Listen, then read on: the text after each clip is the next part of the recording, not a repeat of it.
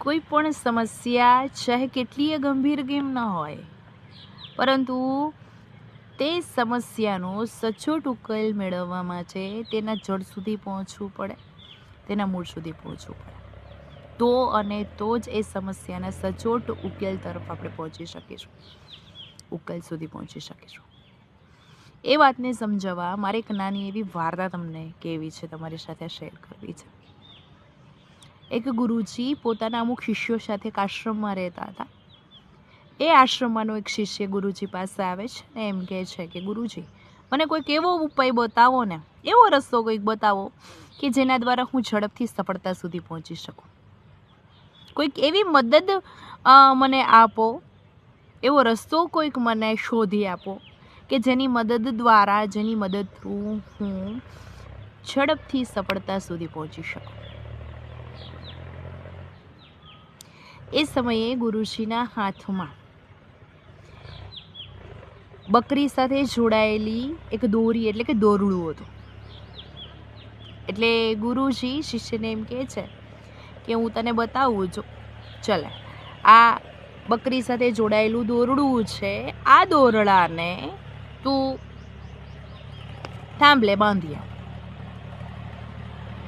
શિષ્ય કેટલી બધી કોશિશ કરે છે એ બકરીને થાંભલા સાથે બાંધવાની, જોડવાની, પરંતુ બકરી કાબૂમાં રહેતી નથી. પછી શિષ્ય વિચારે છે કે બકરીને થાંભલા સાથે બાંધવા માટે એવું તે શું કરવું કે બકરી કાબૂમાં આવી જાય અને થાંભલે બંધાઈ જાય, એ પણ સરળતાથી. થોડી વાર વિચાર્યા પછી એ સૌથી પહેલા બકરીના બંને પગ બાંધે છે અને પછી બકરીને દોરડાની મદદથી થાંભલા સાથે બાંધી દે છે. આ જોઈ ગુરુજી શિષ્યની બુદ્ધિમત્તા ઉપર પ્રસન્ન થાય છે.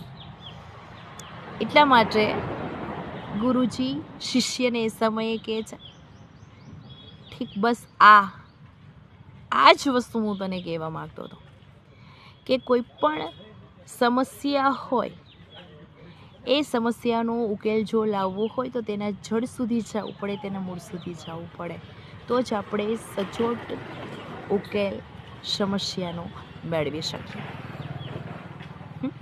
ગમે એવી વિપરીત પરિસ્થિતિ હોય, એ વિપરીત પરિસ્થિતિમાં પણ બુદ્ધિમત્તાથી કામ લેવું જોઈએ, ધૈર્યથી કામ લેવું જોઈએ અને સમસ્યાને સૌ પ્રથમ સમજવી જોઈએ. જો એ સમસ્યાને સમજીશું તો જ પ્લાનિંગથી, પ્લાન સાથે તેના ઉકેલ સુધી પહોંચી શકીશું. અને આ જ સફળતા પ્રાપ્ત કરવા માટેનો મહામંત્ર છે.